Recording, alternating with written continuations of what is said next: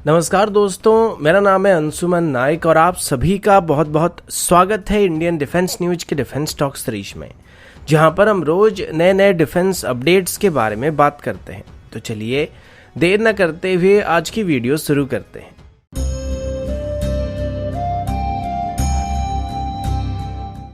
आज की पहली अपडेट VLSR SAM को लेके है। एक दो दिन पहले ही मैंने इसके बारे में आपको बताया था कि भारत की तरफ से अभी VLSR SAM यानी कि vertical launch short range surface to missile system का एक सफल परीक्षण किया गया था और अभी इसकी जो टेस्ट कंडक्ट किया गया था इसे किसी लैंड बेस्ड प्लेटफॉर्म से नहीं बल्कि इसको नेवल वॉरशिप से फायर किया गया था। अब इसकी सक्सेस के बाद हमारे सभी फ्रंट लाइन वॉरशिप्स में हम बैरक 1 सिस्टम को VLSR SAM से रिप्लेस कर सकते हैं। अब इसको काफ़ी कम समय के अंदर ही यहाँ पर डेवलप किया जा रहा है, क्योंकि अस्त्र मिसाइल की जो इनिशियल टेस्ट कंडक्ट किए गए थे वो भी ग्राउंड बेस्ड लॉन्चर से ही फायर किए गए थे, तो इनको वापस सेम तरीके से फायर करने में हमें कोई खास दिक्कत नहीं होने वाली, क्योंकि मोस्टली इसके लिए जो टेक्नोलॉजी हमको चाहिए था वो हमारे पास पहले से ही मौजूद था, जिस वजह से इसको जल्दी से डेवलप किया जा सका है। लेकिन जैसे कि अभी इसको एक एयर टू एयर मिसाइल के तौर पर नहीं बल्कि एक सरफेस टू एयर मिसाइल के तौर पर इस्तेमाल किया जाएगा, तो इसकी मैन्यूवरेबिलिटी को यहाँ पे बेहतर करना काफी जरूरी हो जाएगा। और वर्टिकल लॉन्च सिस्टम के साथ साथ इसे और ज्यादा मैन्यूवरेबल बनाने के लिए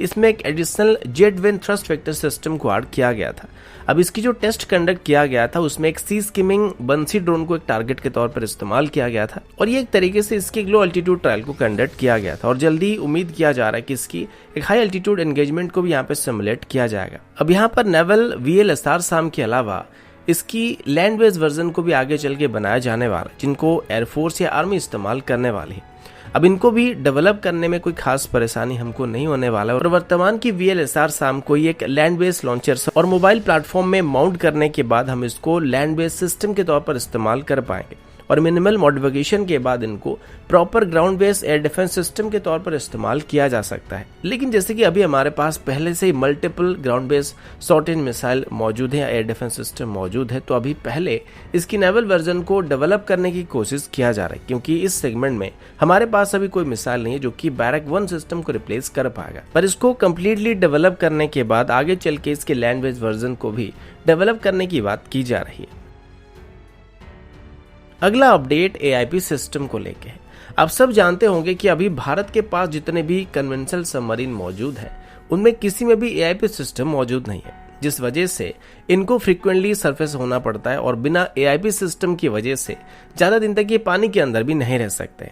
यहाँ तक कि हमारी मोस्ट एडवांस कलवरी क्लास की सबमरीन की बात करें तो इनमें भी AIP सिस्टम मौजूद नहीं है। पहले प्लान किया गया था कि जब इनिशियली सभी 6 कलवरी क्लास की सबमरीन को नेवी में इंडक्ट कर लिया जाएगा तो उसके बाद इनकी पहली रिफिट के दौरान इसमें DRDO की तरफ से डेवलप किए गए AIP सिस्टम को इंटीग्रेट किया जाएगा। लेकिन अभी तक DRDO की AIP सिस्टम को लेकर कोई खास अपडेट सामने नहीं आया था,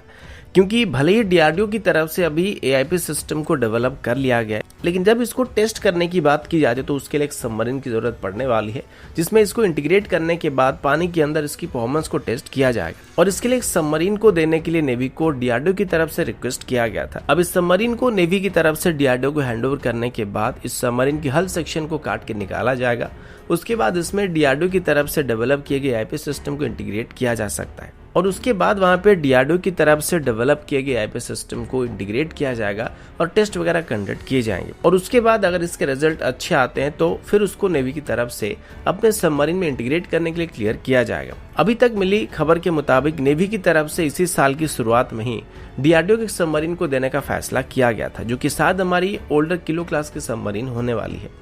अभी DRDO के चीफ जी सतीश रेड्डी जी ने मीडिया को बताया था कि DRDO की AIP सिस्टम अभी लगभग सभी ट्रायल को कंप्लीट कर चुका है और आगे चल के 2025 में इसको INS कलवारी में फिट करना स्टार्ट किया जाएगा। अभी हो सकता है कि इस 2-3 सालों के अंदर किलो क्लास के एक सबमरीन में इसको इंटीग्रेट करके इसकी अंडर वाटर टेस्ट को कंडक्ट कर लिया जाएगा और 2025 तक इसे सबमरीन में इंटीग्रेट करने के लिए पूरी तरीके से क्लियर कर दिया जाएगा। अभी DRDO की तरफ से सबमरीन में इसको फिट करने के लिए अपनी AIP सिस्टम को मॉडिफाई किया जा रहा है। 2025 से 2030 के बीच कलवरी क्लास की सभी सबमरीन को AIP सिस्टम से इक्विप करने का फैसला किया जा रहा है।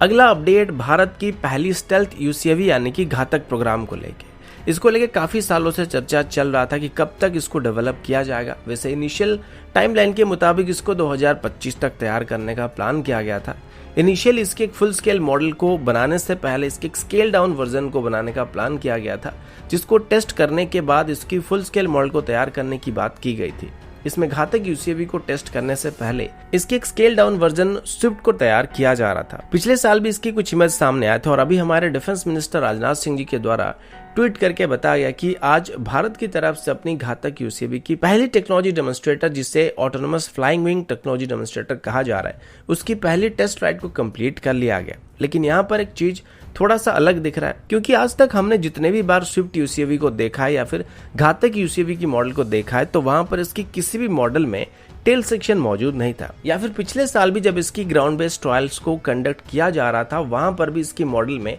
कहीं पर भी टेल सेक्शन मौजूद नहीं था। लेकिन आज जो वीडियो डीआरडीओ की तरफ से रिलीज किया गया, जो कि 2-3 घंटे पहले रिलीज हुआ है, उसमें इस टेक्नोलॉजी डेमोन्स्ट्रेटर मॉडल में एक प्रॉपर टेल सेक्शन को दिखाया जा रहा है। तो हो सकता है यहाँ पे एक एडिशनल टेल सेक्शन को ऐड करने का फैसला किया गया। इस टेस्ट को कर्नाटका की चित्रदुर्गा में मौजूद एरोनॉटिकल टेस्ट रेंज में कंडक्ट किया गया था और डीआरडीओ के मुताबिक इस दौरान इसे फुल्ली ऑटोमेटिक मोड में टेस्ट किया गया था, जिसे इसकी टेक ऑफ और लैंडिंग को रिकॉर्ड किया गया था, जो कि बिल्कुल टेक्स्ट बुक की डाटा के साथ मैच कर रहा था। यानी कि एक स्मूथ टेक ऑफ और लैंडिंग ऑपरेशन को वहां पे कंडक्ट किया गया था। और ये आगे चल के हमारी घातक यूसीवी या किसी भी फ्यूचर यूसीवी प्रोजेक्ट के लिए एक बहुत बड़ा अचीवमेंट होने वाला है। अब नॉर्मली किसी भी ड्रोन या यूएवी की बात करें तो इसके लिए टेक ऑफ करना और लैंडिंग करना सबसे मुश्किल वाला पार्ट होता है, और ऐसे में अगर इनको ऑटोनोमसली टेक ऑफ कराया जा सकता है फिर लैंड कराया जा सकता है, तो इनकी क्रैश रेट को काफी हद तक रिड्यूस कर देता है। क्योंकि मोस्टली ये लैंडिंग करते वक्त थोड़े बहुत क्रैश होने के चांसेस बने रहते हैं या गलत तरीके से लैंड करते हैं, जिस वजह से इनका जो लैंडिंग गियर होता है वो थोड़ा टेढ़ा मेढ़ा हो जाता है या टूट जाता है या फिर बेली सेक्शन वहां पे घिस जाता है, या ओवरऑल कहा जाए तो यूएवी को डैमेज होने का खतरा रहता है। पर अभी इस टेस्ट के साथ साथ हमने ऑटो टेक ऑफ और लैंडिंग सिस्टम के ऊपर महारत हासिल कर लिया, जो कि सिर्फ घातक यूसीवी के अलावा फ्यूचर में बनाए जाने वाले यूएवी की डेवलपमेंट प्रोग्राम में हमको काफी मदद करने वाला है।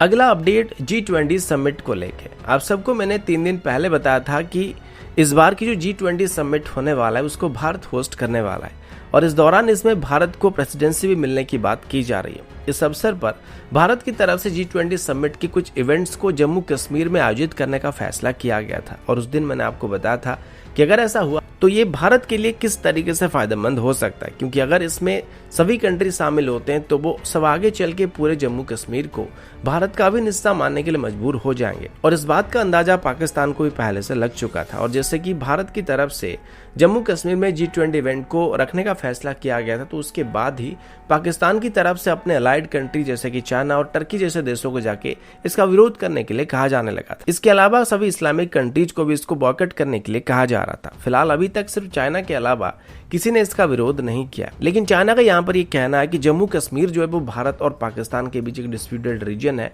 और भारत को G20 जैसे इवेंट को ऐसी किसी लोकेशन पर आयोजित नहीं करना चाहिए और अपनी पॉलिटिकल गोल को अचीव करने के लिए G20 समिट का इस्तेमाल नहीं करना चाहिए। अब यहाँ पर चाइनीज स्पोक्स पर्सन जाओ लिजियान ये भूल रहे हैं कि जहाँ पर वो जम्मू कश्मीर को भारत का हिस्सा नहीं मानते और इसे पाकिस्तान और भारत के बीच एक डिस्प्यूटेड रीजन मानते हैं, तो वो भी यहाँ पर डायरेक्टली भारत की अखंडता पर सवाल उठा रहे हैं। अगर वो भारत की अखंडता पर यहाँ पर सवाल उठा सकते हैं तो फिर वो भी भारत से वन चाइना पॉलिसी को फॉलो करने की उम्मीद नहीं कर सकते। अब यहाँ पर अगर चाइना इस इवेंट में शामिल नहीं होता है और पाकिस्तान का साथ मिलकर इसका विरोध करता है, तो आगे चल के भारत को भी सीधे तौर पर ताइवान को भी एक सेपरेट कंट्री के तौर पर मान्यता देना शुरू कर देना चाहिए। तो दोस्तों अभी के लिए इतना ही, मिलता हूँ आपसे अगले वीडियो में, तब तक के लिए जय हिंद, वंदे मातरम।